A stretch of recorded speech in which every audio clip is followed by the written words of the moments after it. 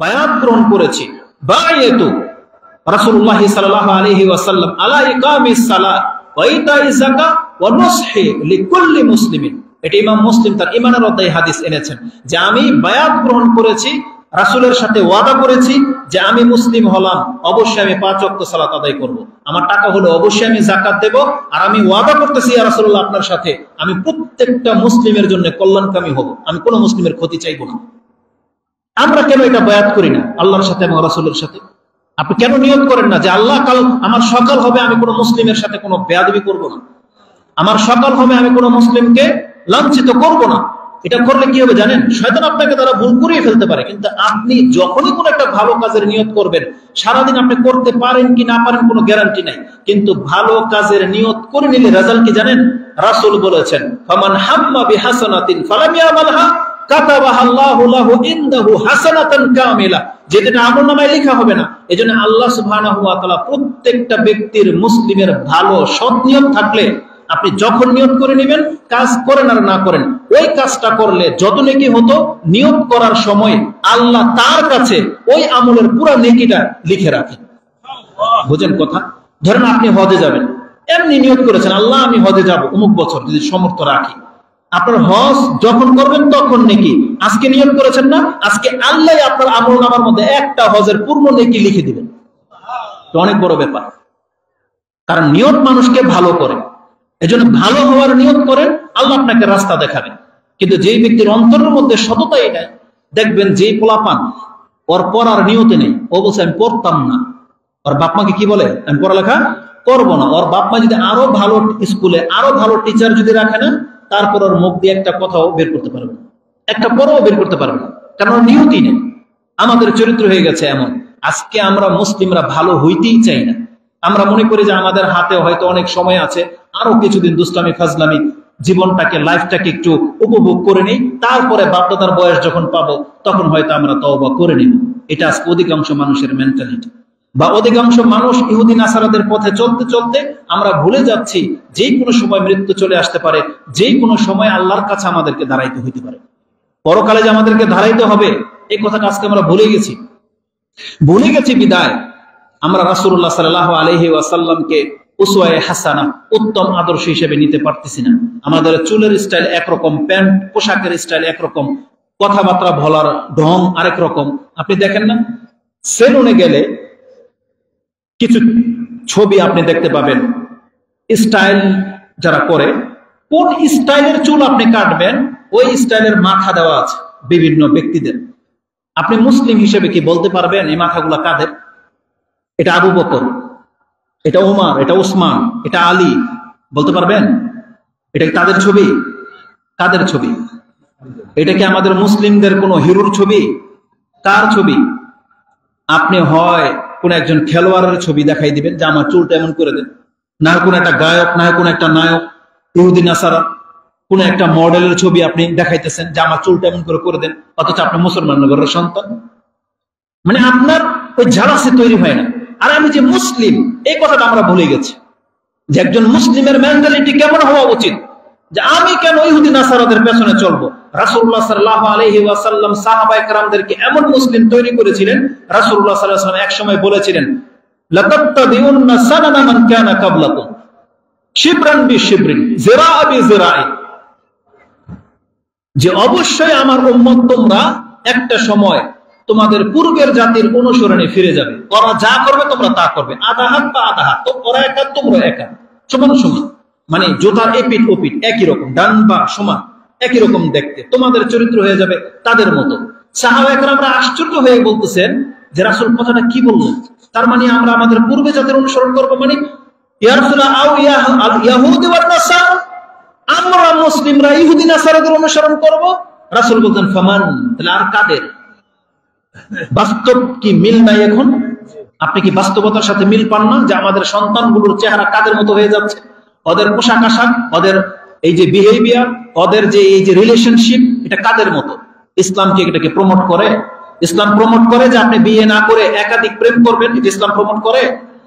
তাহলে ইসলাম তো আপনাকে বলেছে আপনার বোনের ইজ্জতের হেফাজত করবে, ইসলাম তো বলেছে ভাই হিসেবে আপনি দায়িত্ব পালন করেন, আপনার বোন পর্দা করবো কিনা এটা আপনাকে নজরআন্দাজ করতে বলা হয়েছে।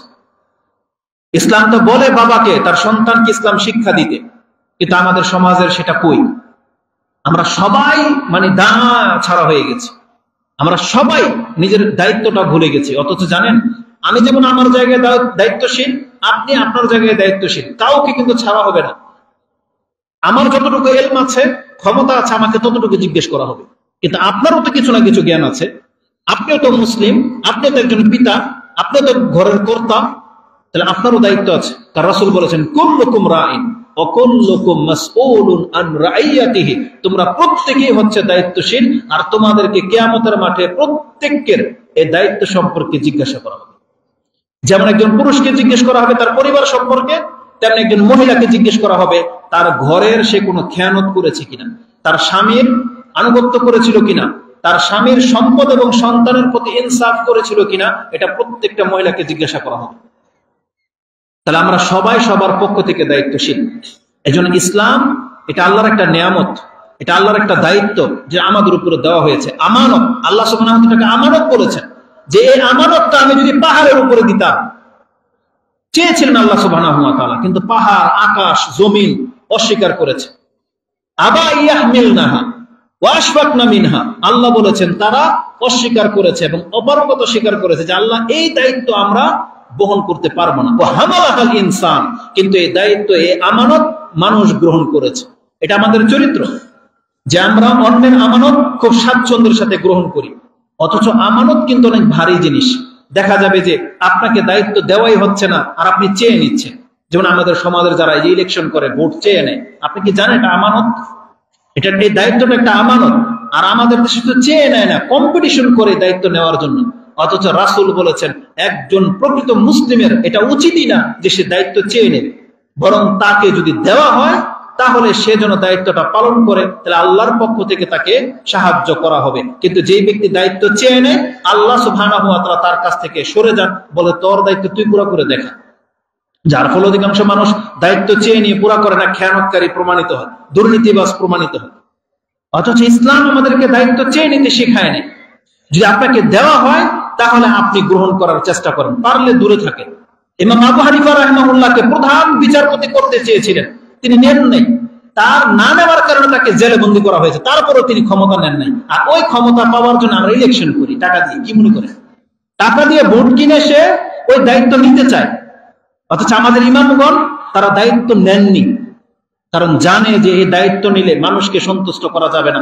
আর মানুষকে সন্তুষ্ট না করলে যদি আমি আল্লাহকে সন্তুষ্ট করি, তাহলে মানুষ আমাকে ছুঁড়ে ফেলে দেবে। আর মানুষকে সন্তুষ্ট করার জন্য যদি আমি ক্ষমতায় টিকে থাকি, তাহলে আমার রব অসন্তুষ্ট হয়ে যাবে। এটা এত বড় সেন্সিটিভ একটা জিনিস, কিন্তু আমরা সেগুলো বুঝি না। তো এই ইসলাম এটা হচ্ছে একটা আমানত, আমাদের উপর আল্লাহ সুবহানাহু ওয়া তাআলা ছেড়েছেন, কিন্তু আমরা ইসলামের একেবারে 12টা বাজিয়ে দিয়েছি। আমাদের সমাজে 90% মুসলিম হওয়া সত্ত্বে একজনও হিন্দু আপনার আমাকে দেখে এখন পর্যন্ত ইসলাম গ্রহণ করেনি। আপনার আমার চরিত্র দেখে একজন হিন্দু ইসলাম গ্রহণ করে না, কারণ তারা বলে, তারা মনে হয় মুসলমানদের চাইতে আরো বেশি ভালো ওরা নিজেরাই মনে করে। আর এটা কিন্তু হিন্দু বলে নেই, বুঝেন? বাংলাদেশের হিন্দুরা মুসলিমদের চাইতে ভালো, এই কথাটা হিন্দু বলে নাই, কিন্তু আপনি বলছেন। আপনি কখন বলেন আপনি জানেন? ওই যখন আপনাকে বলা হবে না হিন্দুর দোকানের মিষ্টি খায়েন না, তখন আপনি কি বলবেন জানেন? মুসলমানরা দুর্নীতিবাজ, মুসলিমের দোকানের মিষ্টি ভালো না, ভেজাল করে। তাহলে আপনি কি প্রমাণ করতে চাইলেন? তার মানে মুসলিমরা দুর্নীতিবাজ, এই জন্য হিন্দু আপনার কাছে ভালো, এটাই না প্রমাণ করতে চাইলেন? কেন এরকম চরিত্র হয়েছে আমাদের? কেন? আপনার একই দোকান, মুসলিমের দোকান, আপনি এর থেকে নিচ্ছেন না কেন? বলতেছেন ও দুর্নীতি করে, ও ওর মিষ্টির মান ভালো না, ওর মিঠাই ভালো না, ওর দই ভালো না, আপনি চাচ্ছেন হিন্দুর দোকান থেকে খাইতে। তার মানে কি প্রমাণ করতে চাইলেন? এটাই না প্রমাণ করতে চাইলেন যে মুসলিমের দুর্নীতিবাজ ও চোর বাটপার। আমরাই প্রমাণ করে দিচ্ছি, তাহলে ওরা আমাদের ইসলাম কিভাবে গ্রহণ করবে? আমাদের মা বোনরা মুসলিমরা ডেলিভারি করাবে, ওই হিন্দু, তাও পুরুষ ডাক্তার, আবার হিন্দু। কি চরিত্র তাদের? কেন এমন হয়েছে? তাহলে আজকে আমরা নিজেরাই নিজেদেরকে লাঞ্ছিতের দিকে ঠেলে দিয়েছি। অথচ আল্লাহ সুবহানাহু ওয়া তাআলা আমাদেরকে সম্মানিত করেছিলেন ইসলাম দিয়ে, বলেছিলেন মুসলিমরাই হচ্ছে শ্রেষ্ঠ। আল্লাহ বলেছেন ওমান আহসানু কাওলাম মিম্মান দাআ ইলাল্লাহ, ওয়া আমিলা সালিহান ওয়া ক্বালা ইন্নানি মিনাল মুসলিমিন, যেই ব্যক্তি নিজেকে মুসলিম দাবি করে, সৎ কাজ করে এবং মানুষকে আল্লাহর দিকে ডাকে, ওর চাইতে উত্তম এই পৃথিবীতে আর কেউ হতে পারে। কিন্তু আমরা সে উত্তম হতে চাই না, আমরা আমাদের মতো করে চলতে চাই, এটা মোটেও কাম্য নয়। এজন্য আমি আমাদের মুসলিম ভাইদেরকে বলবো, দেখেন কোরআন হাদিস নাজিল হয়েছে বহুদিন হয়ে গেছে, 1400 বছর হয়ে গেছে, কিন্তু আপনি আর আমি তওবা করতেছি না, আমাদের আমলগুলোকে শুধরাচ্ছি না। কেন? আল্লাহ সুবহানাহু ওয়া তাআলা কি আমাদেরকে সৃষ্টি করেছেন হিসাব নেবেন না? আফা হাসিবান নাস আইয়ুতরাকু, মানুষ কি ভেবে নিয়েছে যে আমি তাকে ছেড়ে দেব?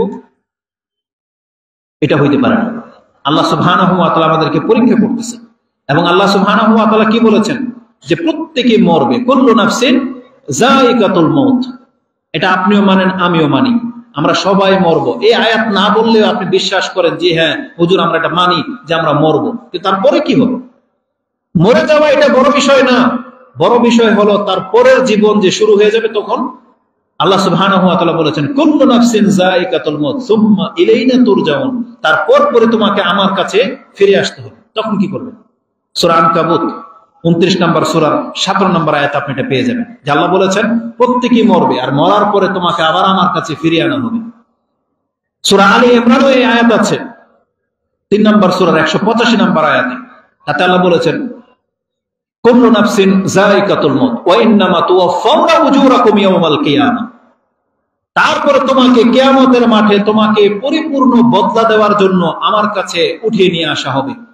সেই দিন রেজাল্টটা কি? ফামান যুহজিহা আনিন নারি ওয়া উদখিলাল জান্নাতা ফাকাদ ফাজ ওয়ামাল হায়াতুদ দুনিয়া ইল্লা মাতাউল গুরুর।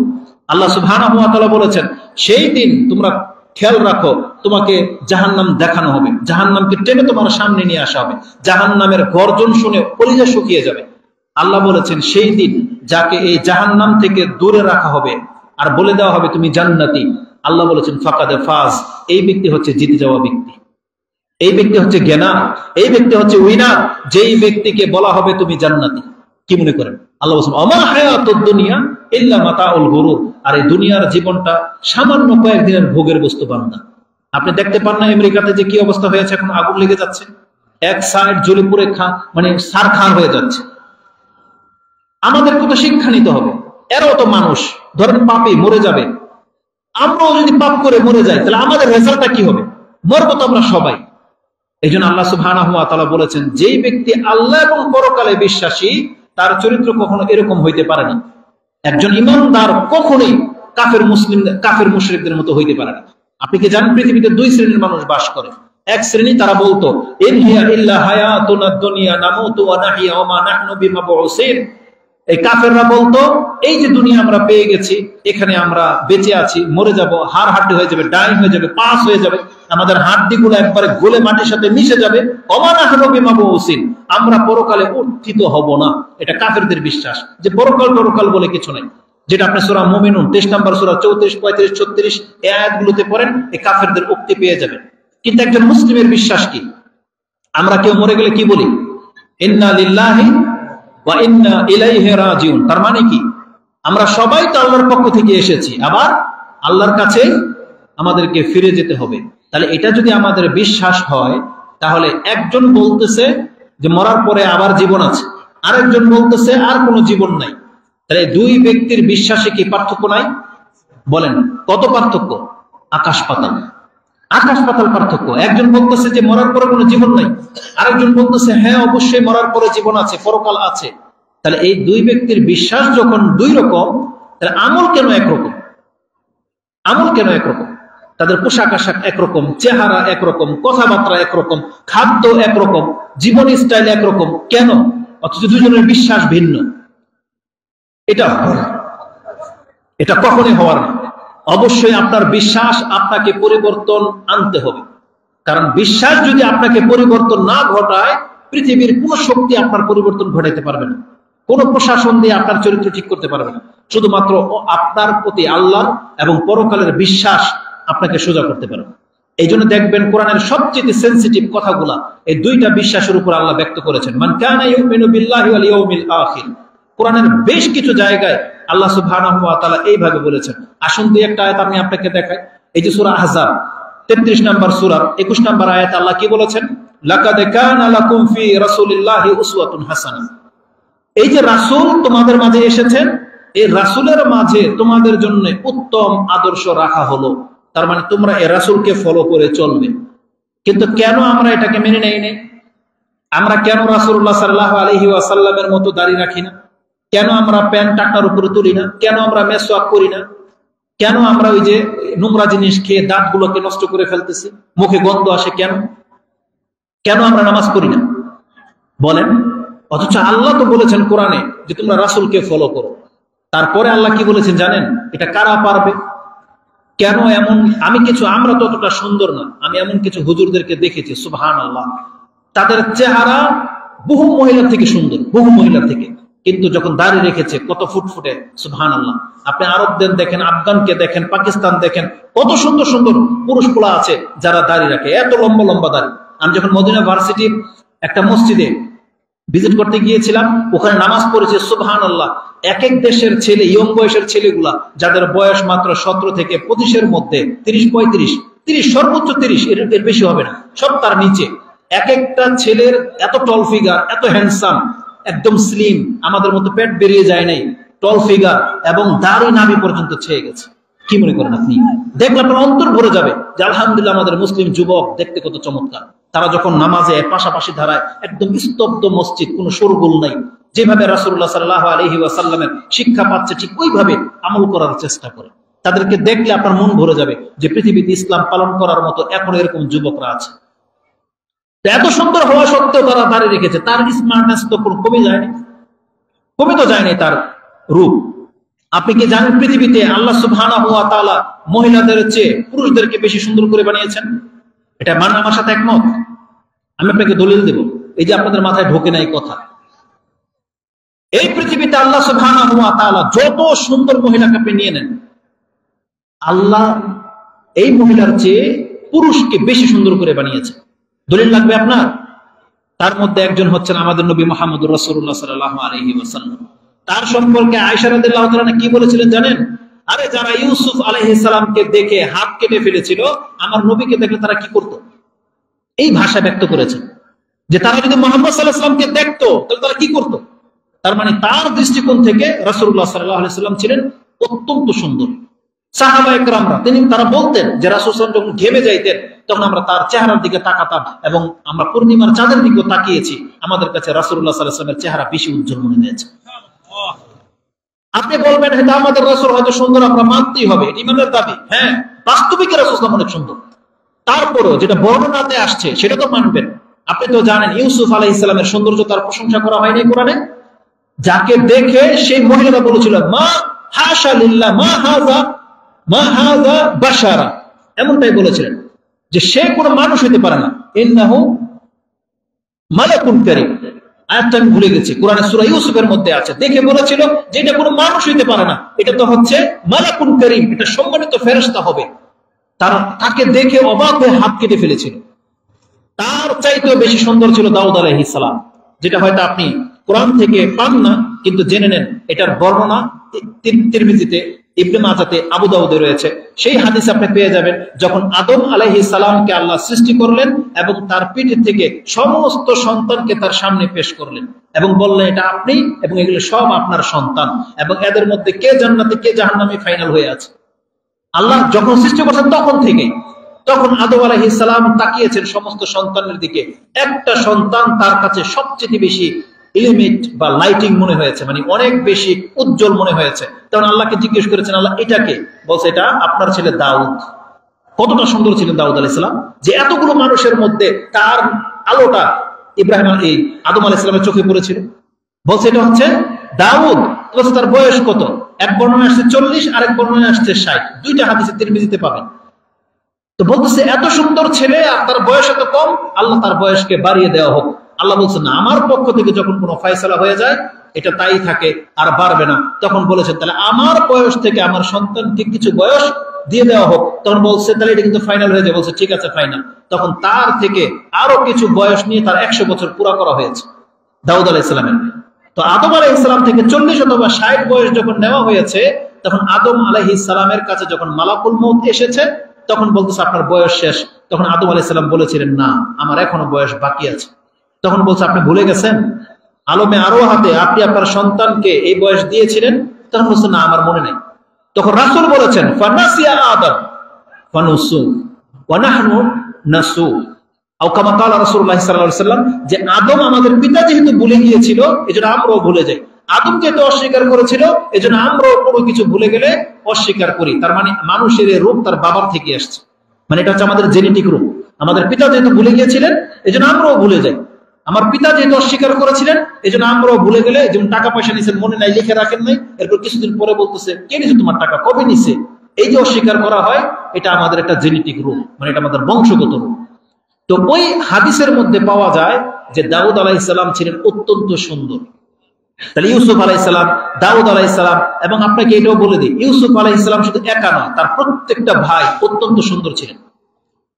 এটার বর্ণনা কোরআনে আছে। এই জন্য তার পিতা তার ভাইদেরকে বলেছিলেন, তোমরা যখন মিশরে যাবা এক দরজা দিয়ে ঢুকবে না, তোমরা বিভিন্ন দরজা দিয়ে ঢুকবে। কারণ এত সুন্দর ছিল যে তোমাদেরকে এক লোকে দেখলে হয়তো জাদু লেগে যেতে পারে অথবা বদনজর লেগে যেতে পারে, এতটা সুন্দর ছিলেন তারা।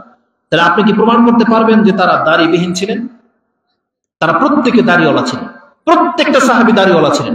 আরে মক্কার মুশরিকরা পর্যন্ত রাখতো, মুনাফিকরা পর্যন্ত দাড়ি রাখতো, আর আপনি মুসলিম হয়ে আপনার নবীর এই আদর্শটাকে আপনি ছুঁড়ে ফেলে দিলেন কেন? অথচ রাসূলুল্লাহ সাল্লাল্লাহু আলাইহি ওয়াসাল্লামকে বলা হয়েছে, লাকাদ কানা লাকুম ফি রাসূলিল্লাহি উসওয়াতুন হাসানাহ। তাহলে কেন আমরা এটা নিতে পারলাম না? কেন কারা নিতে পারবে না? কারা পারলো? আল্লাহ তারপরেই সেই গুণটার কথা উল্লেখ করেছেন। আল্লাহ বলেছেন এটা তারা পারবে, লিমান কানা ইয়ারজুল্লাহ ওয়াল ইয়াউমাল আখিরা ওয়া যাকারাল্লাহা কাসীরা। নিশ্চয়ই যারা আল্লাহ এবং পরকালে বিশ্বাসী, যাদের এটা অন্তর থেকে ফিল হয় যে হ্যাঁ, কিয়ামতের মাঠে আল্লাহর সামনে আমাকে দাঁড়াতে হবে, সেই ব্যক্তি রাসূলকে অনুসরণ করবে। আজকে তো আমরা মুসলিমরা ভুলে গেছি যে আল্লাহর সামনে আমাদেরকে দাঁড়াতে হবে। কিয়ামতের মাঠে যদি আপনাদেরকে জিজ্ঞেস করা হয়, মুহাম্মদ সাল্লাল্লাহু আলাইহি ওয়াসাল্লামকে যদি দাঁড় করানো হয়, আচ্ছা এই যে দাড়িওয়ালা লোকটাকে তোমাদের কাছে কি আমি নবী করে পাঠাই নাই, তোমরা কি জানতে না? কি জবাব দিবেন আপনারা? কি জবাব দিবেন? যারা রাখেন নাই কি বলবেন আল্লাহর কাছে? যে আল্লাহ জানতাম, মানি নাই, এটা বলবেন? সাহস হবে কাল কিয়ামতের মাঠে? এটা তো সাহস হবে না। এজন্য আমাদের মুসলিম ভাইদেরকে বলবো, অন্তত পক্ষে আপনি রাসূলুল্লাহ সাল্লাল্লাহু আলাইহি ওয়াসাল্লামের আদর্শের দিকে ফিরে আসেন। এর চাইতে বড় পাপ যেটা আমরা ছেড়ে দিয়েছি সেটা হচ্ছে 5 ওয়াক্ত সালাত। আজকে আমাদের হুজুরদের উপর আক্ষেপ হয়, কারণ যদিও হুজুররা বাধ্য, আপনার মসজিদের বেতন পায়, ইমামতি করে, আপনি মরে গেলে আপনি নেতা, আপনার সন্তানের জানাজা দাফন কাফন তাকে করতেই হবে। এই জন্য বেচারা বাধ্য হয়ে এই বেনামাজিদের জানাজা পড়ে, বাধ্য হয়ে বেনামাজিদেরকে দাফন কাফন করে, কিন্তু আপনি হক রাখেন না। কেন হক রাখেন না জানেন? এই যে আমরা যে বাধ্য হয়ে আপনাকে কবরে রাখতেছি আর বলতেছি না বিসমিল্লাহি ওয়া আলা মিল্লাতি রাসূলিল্লাহ, এটা একটা নাইনসাফি কথা। নাইনসাফি কথা এটা এই জন্য নাইনসাফি কথা, কারণ আপনি রাসূলের মিল্লাতের উপরে ছিলেনই না, আপনি রাসূল সাল্লাল্লাহু আলাইহি ওয়াসাল্লামের আদর্শের উপরে ছিলেনই না, কিন্তু আমরা জোর করে কবরে আল্লাহর কাছে দিচ্ছি বিসমিল্লাহি ওয়া আলা মিল্লাতি রাসূলিল্লাহ। কিন্তু আপনি রাসূল সাল্লাল্লাহু আলাইহি ওয়াসাল্লামের জীবনের শেষ ইচ্ছাটাকে পর্যন্ত আপনি প্রত্যাখ্যান করেছেন। আরে মানুষ হিসেবে, একটা ভদ্রলোক হিসেবে, সে তার বাবার অথবা তার বড় ভাইয়ের শেষ কথাটাকে প্রাধান্য দেয়। শেষ কথাটাকে কি প্রাধান্য দেয়? শেষ ইচ্ছাটাকে পুরা করে। যদি বলে তোর এই ভাইটাকে দেখে রাখিস, তোর এই বোনদের সাথে খারাপ আচরণ করিস না, বা বলে অমুক জমিটা তোর বোনদেরকে দিয়ে দিস, তোরা এটা নেস, তখন আপনি কিন্তু এটা মানার চেষ্টা করেন। বা মৃত্যুর পূর্ব মুহূর্তে কিছু খেতে চেয়েছিল, আপনি না খাওয়াইতে পারলে আপনার কত পেরেশানি মনে হয়। এটা যদি হয় আপনার বাবার ভাইয়ের সাথে আচরণ, আপনার নবীর শেষ ইচ্ছাটা কি আপনি জানেন? রাসূলুল্লাহ সাল্লাল্লাহু আলাইহি ওয়াসাল্লাম যখন ইন্তেকাল করবেন তার পূর্ব মুহূর্তে, একবারে কিঞ্চিত পূর্ব মুহূর্তে, ইমাম আবু দাউদ সে হাদিস কোট করেছেন, আলী রাদিয়াল্লাহু তাআলা তিনি বলেন, কানা আখিরু কালামি রাসূলিল্লাহ সাল্লাল্লাহু আলাইহি ওয়াসাল্লাম আস-সালাত আস-সালাত ইত্তাকিল্লাহা ফীমা মালাকাত আইমানুকুম। তোমাদের নামাজকে হেফাজত করো এবং তোমরা তোমাদের দাস দাসীর মালিক হলে তাদের সাথে ইনসাফ করে চলবে। এটা ছিল রাসূল সাল্লাল্লাহু আলাইহি ওয়াসাল্লামের সর্বশেষ উপদেশ। কিন্তু মুসলিমরা যদি সত্যি রাসূল সাল্লাল্লাহু আলাইহি ওয়াসাল্লামকে ভালোবাসতো, যদি সত্যি রাসূল সাল্লাল্লাহু আলাইহি ওয়াসাল্লাম তার কাছে কোনো প্রাধান্য পাওয়া ব্যক্তি হতো, যদি সত্যি রাসূল সাল্লাল্লাহু আলাইহি ওয়াসাল্লামকে আপনি মহব্বত করেন, দাবি করেন, তাহলে আপনাকে তো রাসূলের এই শেষ ইচ্ছাটাকে তো গ্রহণ করা উচিত ছিল, যে আমার নবী মুহাম্মদ রাসূলুল্লাহ সাল্লাল্লাহু আলাইহি ওয়াসাল্লাম তিনি জীবনের শেষ কথা বলে গেছেন যে তোমাদের নামাজকে ঠিক রাখো। কিন্তু আমরা করি না। আমাদের কথা বলে আমাদের চরিত্র ঠিক নাই ধরে নেন, আমরা হুজুররা একটা বলি, করি আর একটা। কিন্তু আমাদের নবী মুহাম্মদ সাল্লাল্লাহু আলাইহি ওয়াসাল্লাম কি করেছেন? আপনি কি প্রমাণ করতে পারবেন তিনি কোনো একদিন নামাজ ছেড়েছেন? প্রমাণ করতে পারবেন? বরং তার জীবনের শেষ মুহূর্ত বেহুশ হয়ে যাচ্ছেন, আবার জ্ঞান ফিরতেছেন। যখনই জ্ঞান ফিরেন তখন বলে আসসালাম নাস, আসসালাম, নামাজটা কি হয়েছে? কি মনে করেন আপনি? রাসূল সাল্লাল্লাহু আলাইহি ওয়াসাল্লাম সর্বশেষ ওয়াজাদা ফি নাফসিহি খিফা, তিনি যখন একটু হালকা অনুভব করলেন, হাদা বাইনা রাজুলাইন, তিনি দুইজনের কাঁধে ভর করে দাঁড়াতে চাইলেন কিন্তু পারলেন না, তাকে টেনে তোলা হলো। আয়েশা রাদিয়াল্লাহু তাআলা আনহা বলেন তাকে তার ঘর থেকে মিম্বর পর্যন্ত নিয়ে যাওয়া হয়েছে, আর রাসূল সাল্লাল্লাহু আলাইহি ওয়াসাল্লামের কদম মোবারক জমিনের মধ্যে দাগ হয়ে থেকে গেছে। ট্রেন লাইন যেমন দাগ হয়ে গেছে, ঠিক রাসূলের পায়ের চিহ্নটা ঘর থেকে মিম্বর পর্যন্ত এভাবে দাগ হয়ে গিয়েছিল। সেই চোখ, আমি সেই দাগ এখন পর্যন্ত চোখে দেখতে পাচ্ছি। এটা আয়েশা রাদিয়াল্লাহু তাআলা আনহা তিনি বলেন যে রাসূলকে সর্বশেষ নামাজ তাকে নিয়ে মিম্বরের পাশে আবু বকরের পাশে বসিয়ে দেওয়া হয়েছে। তিনি তার জীবনের শেষ নামাজ পুরা করেছেন। কেন? কারণ তিনি আল্লাহর বান্দা ছিলেন। কারণ আল্লাহ মুহাম্মদুর রাসূলুল্লাহ সাল্লাল্লাহু আলাইহি ওয়াসাল্লামকে বলেছেন ওয়াবুদু রাব্বাকা হাত্তা ইয়াতিয়াকাল ইয়াকিন, হে নবী আপনি আপনার জীবন থাকা সত্ত্বে আপনার রবের ইবাদত করে যান। আর রাসূল সাল্লাল্লাহু আলাইহি ওয়াসাল্লাম সেটা করে দেখিয়েছেন। আমরা না তার উম্মাহ, আমরা নিজেদেরকে মুসলিম বলে দাবি করি, তাহলে আমাদের নবীর এই শেষ কথাটাকে আমরা মানছি না কেন? আপনি কি জানেন আমাদের একজন সাহাবা আব্দুল্লাহ ইবনে মাসউদ, বিচক্ষণ সাহাবীদের মধ্যে একজন, মুফাসসিরে কোরআন, তিনি কি বলতেন?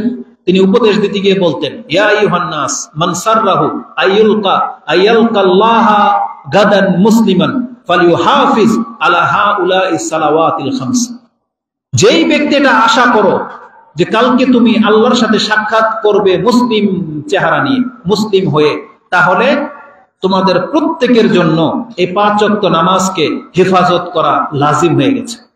5 ওয়াক্ত নামাজকে হেফাজত না করলে আপনি মুসলিম হয়ে আল্লাহর সাথে সাক্ষাৎ করতে পারবেন না।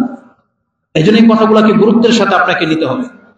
তো আল্লাহ সুবহানাহু ওয়া তাআলা এই ইসলাম আমাদেরকে দিয়েছেন মানার জন্য। এই ইসলাম আমাদের নাজাতের পথ দেখায়। কোরআনে আল্লাহ সুবহানাহু ওয়া তাআলা একটা আয়াত বলেছেন, যেটা বলে দিয়ে আমরা আমাদের বক্তব্যকে সংক্ষিপ্ত করে ফেলব। আল্লাহ সুবহানাহু ওয়া তাআলা সূরা জুমার 39 নম্বর সূরা 22 নম্বর আয়াতে বলেছেন আফামান শারাহাল্লাহু সাদরাহু লিল ইসলাম ফাহুয়া আলা নূরিম মির রাব্বিহ, যেই ব্যক্তিকে আল্লাহর পক্ষ থেকে তার বক্ষের ভিতরে ইসলামটাকে প্রশস্ত করে দিয়েছেন, মানে যেই ব্যক্তি তার অন্তর থেকে ইসলামটাকে অ্যাকসেপ্ট করে নিতে পারলো, ইসলামটাকে তার কাছে বড় কিছু মনে হয়, এই ব্যক্তি কি ওই ব্যক্তির মতো যেই ব্যক্তির অন্তর সংকীর্ণ, যে ব্যক্তি ইসলামে গ্রহণ করতে পারলো না?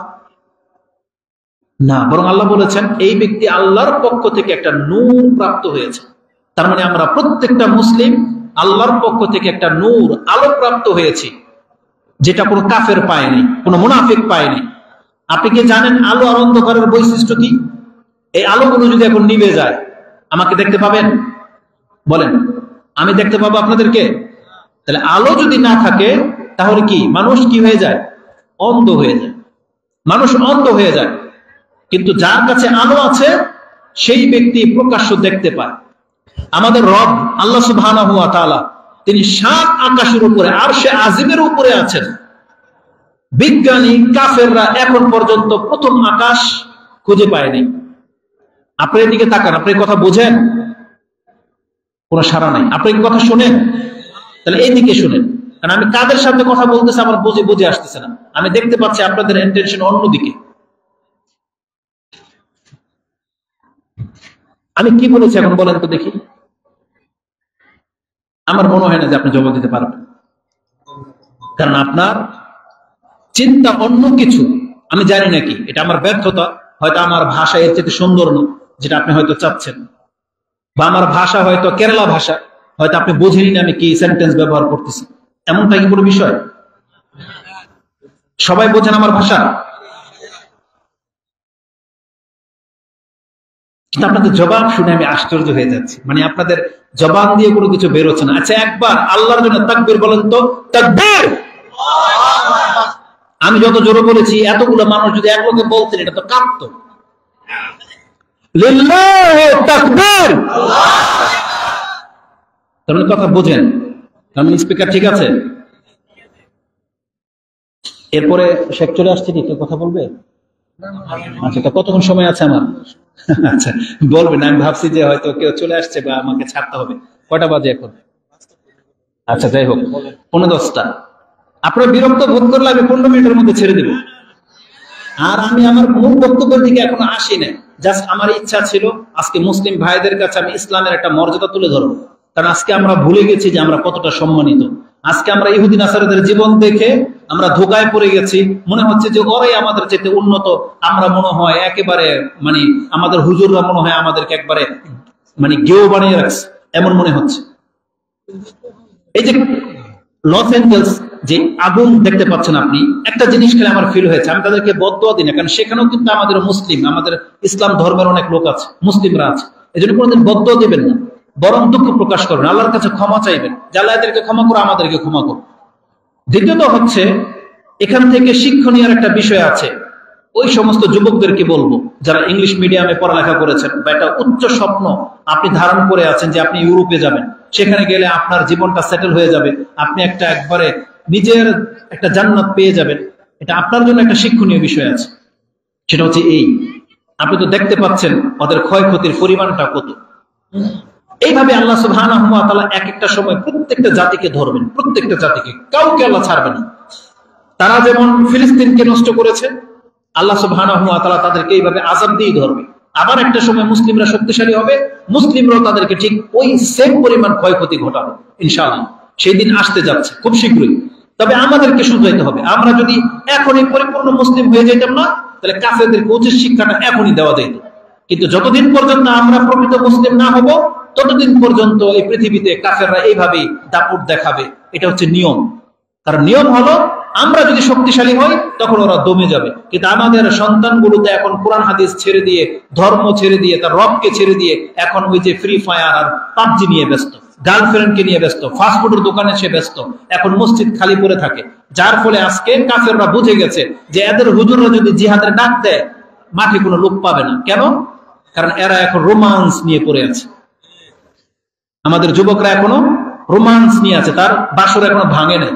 ওই যে একটু আগে সন্ধ্যাবেলা দেখেছি এক ভাই বক্তব্য করেছেন এবং তিনি সে সাহাবীর ঘটনা উল্লেখ করেছিলেন যিনি বিয়ের বাসর রাত ছেড়ে দিয়ে তিনি জিহাদে অংশ নিয়েছিলেন। সেটা সাহাবী সেই জন্য পেরেছেন, কিন্তু আমরা নামাজ ছেড়ে দিয়ে লেপের নিচে।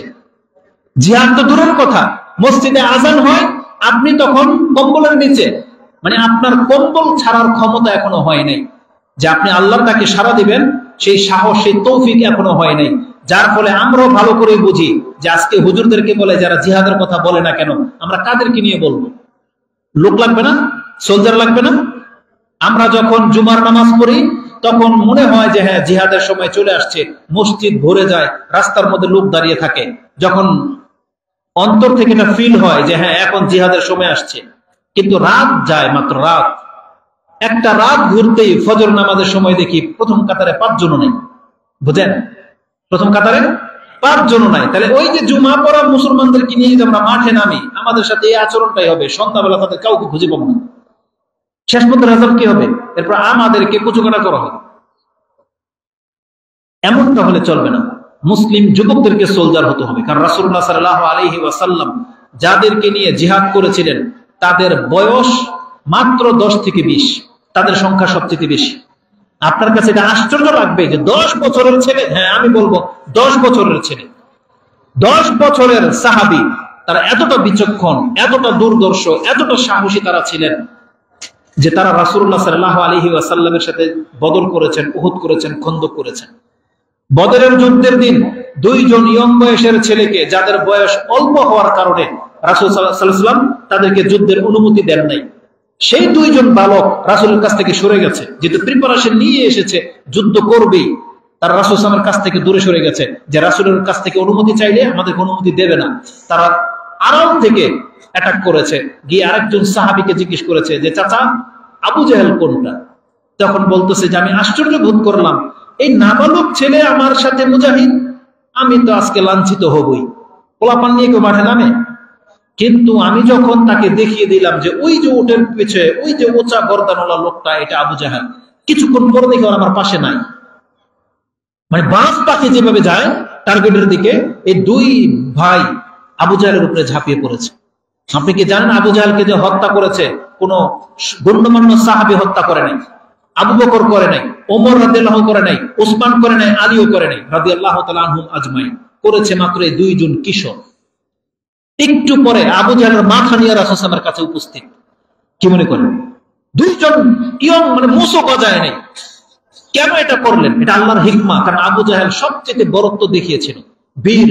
ও বলেছিল যে কোরআনে বলেছে না যে জাহান্নামের ফেরেশতা 19 জন। আবু জাহেল বলেছিল ঠাট্টা করে যে তোমরা 9 জনকে দেখে নিও, আমি আবু জাহেল একলাই 10 জন ফেরেশতাকে দেখে নিব। এভাবে আল্লাহর আয়াতের সাথে ঠাট্টা করেছিল। রেজাল্ট কি? আল্লাহ সুবহানাহু ওয়া তাআলা দুইটা নাবালকের মাধ্যমে কল্লাকে উড়িয়ে দিয়েছে। আল্লাহ দেখিয়ে দিয়েছেন যে কতটা হীন আল্লাহর কাছে, কতটা ছোট। দুইজন যুবক ছেলে যাদের বয়স মাত্র 10-12, তারা আবু জাহেলের কল্লা কেটে এনে রাসূল সাল্লাল্লাহু আলাইহি ওয়াসাল্লামের পায়ের নিচে এসে ফেলেছে। এক ভাই বলতেছে আমি জমা করেছি, আরেক ভাই বলতেছে আমি হত্যা করেছি। তখন রাসূল বলছে তোমাদের অস্ত্র দেখাও। দেখা গেল যে দুইজন অস্ত্রের মধ্যেই রক্ত। তখন বলছে তোমরা দুইজনই হত্যা করেছো। কি মনে করেন? আর আজকে আমাদের এই বয়সের পোলাপান যারা স্কুল কলেজে পড়েন, আপনি মনে করতেছেন যেটা আমার এখন খেলতাম সারার সময়। আপনি বাসা থেকে একটা ব্যাগ কাঁধে করে নিয়ে, পানির বোতল নিয়ে বেরিয়ে গেলেন কলেজের নামে, স্কুলের নামে। আপনার বাবা গাদার মতন খেটে আপনার স্কুলের ফিস, কলেজের ফিস, আপনার টিফিনের টাকা সব দেয়, আর আপনি একটা ক্লাস করে গার্লফ্রেন্ডকে নিয়ে আপনি দুনিয়া চলে দেন। এটা হচ্ছে আপনার চরিত্র। এইভাবে 30 বছর আপনি পার করে দিচ্ছেন। আপনি নাকি এখন পর্যন্ত নিজের পায়ে দাঁড়ানি নেই। তো আপনি আপনার পায়ে দাঁড়াবেন কবে? আবার কিছু পোলাপান আছে খুব বেশি মানে ইসলাম বুঝে গেছে, হুজুরদের বক্তব্য শুনে নাক দিয়ে দুধ পরে 18 বছর হয়ে গেছে, অনর বিয়ের ফাল উঠে গেছে, ওগুলো বিয়ে করবে। তা আমার বাপ মা আমাদেরকে বিয়ে করায় না। আরে বেটা, তুই 10 টাকা ইনকাম করার তৌফিক হয় না, তোর বাপ মা তোকে বিয়ে করাবে মানে? তাহলে আমাদের যুবকরা যারা বড় হচ্ছেন, আপনার তো একটা স্বপ্ন আছে, আপনার ফ্যামিলি হবে, তাহলে আপনি আপনার কর্মক্ষমতার দিকে ঝোঁকেন না কেন? এই ক্রিকেট খেলা, ক্যারাম বোর্ড খেলা দাঁড়িয়ে দাঁড়িয়ে দেখা, এটা আপনার আমার কাজ, এটা আমাদের কাজ। রাসূলুল্লাহ সাল্লাল্লাহু আলাইহি ওয়াসাল্লাম বলেছেন মিন হুসনিল মারইল ইসলাম তারকুহু মা লা ইয়ানি।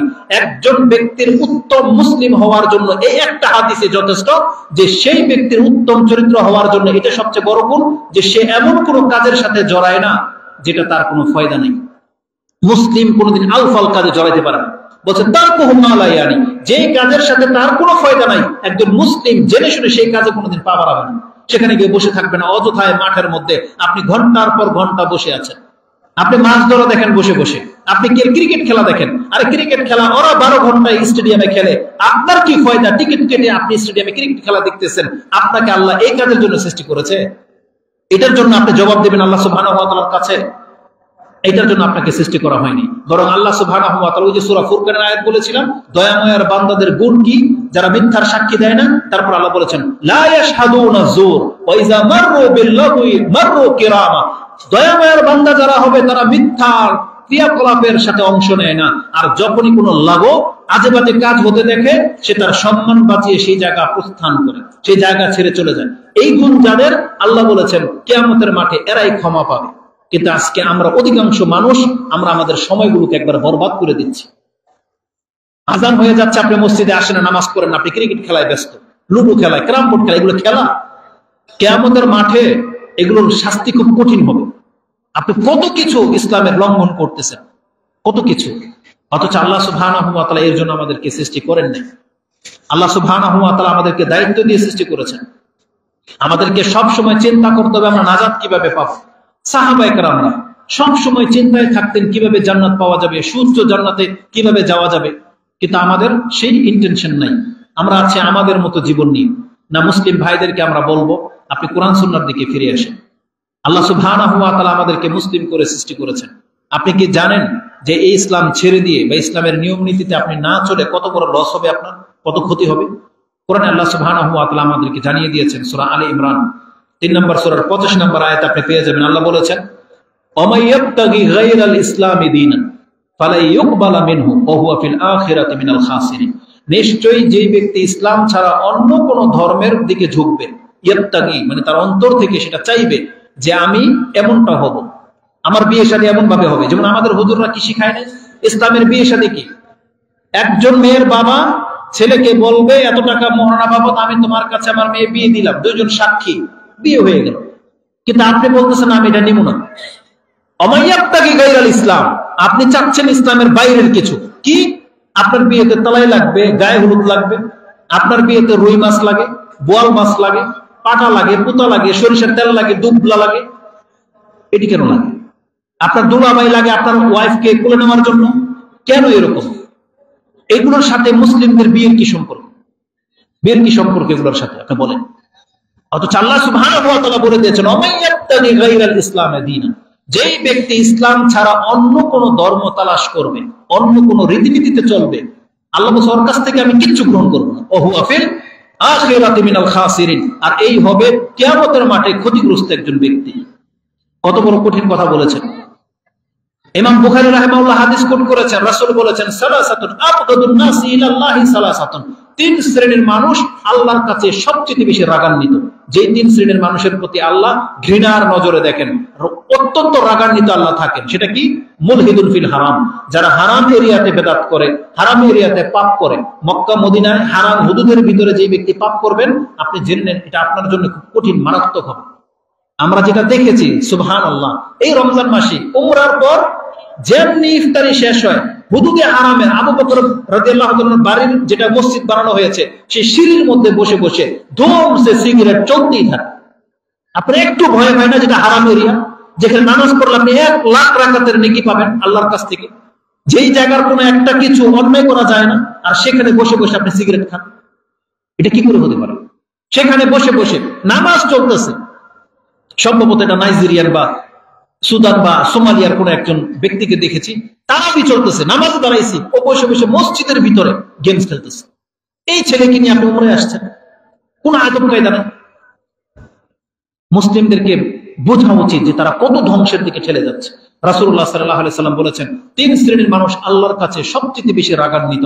তার একটা হচ্ছে মুলহিদুন ফিল হারাম, যারা হারাম এরিয়াতে পাপ করে, আর তাবতাগি ফিল ইসলামে সুন্নাতুল জাহিলিয়া, যেই ব্যক্তিকে আল্লাহ ইসলাম দিয়ে সম্মানিত করলেন, আর এই ইসলামে থেকে আপনি জাহিলিয়াতের ডাক ডাকবেন, আপনি আবার ওই জাহিলিয়াতের জীবনের মতো চলতে চান, এই ব্যক্তি আল্লাহর কাছে সবচেয়ে বেশি রাগান্বিত।